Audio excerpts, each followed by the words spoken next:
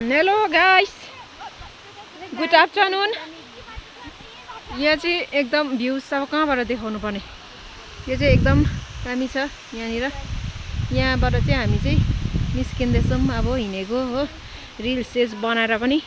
अब यहाँनिर हल्का बाटो चाहिँ यस्तो रहेछ हो, खोइ सबैले दामी बाटो बनाएको छ भन्दै थियो हो, तर डेन्जर छ नानी। उल्टा पाराले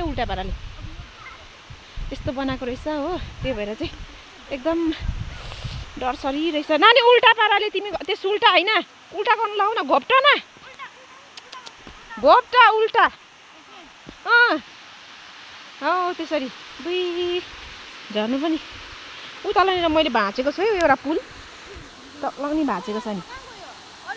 तल पुगिसक्यो। नकुदा ल भाइलाई, सक्दैन नि भाइ त। डेन्जर बाटो रहेछ, अप्ठ्यारो रहेछ हो। अग्राए नि हो फर्स्ट टाइममै, चिप्लिँदो रहेछ पुरा हो। चिप्लो बाटो रहेछ र पनि केटाकेटीहरू चाहिँ तर एकदम रमाइलो छ। ऊ दोरीमा पक्रिँदै, पहिला दोरीसम्म नानी, दोरीसम्म दोरी केलनले दोरी समाउँदै हिँड्दैछ हो। त्यसरी पुलमा चाहिँ, यस्तो ठाडे पुलमा चाहिँ उल्टा लड्छ है। ऊ मुमा पनि त्यहीँ थचारियो, अघि जहाँ उयस के थचारियो त्यहीँनिर। यहाँ पुल पनि रहेछ, थचारियो भने पिन थचारिनु नि, पिन थचारिएर ल। यस्तो डेन्जर बाटो रहेछ यहाँनिर हो।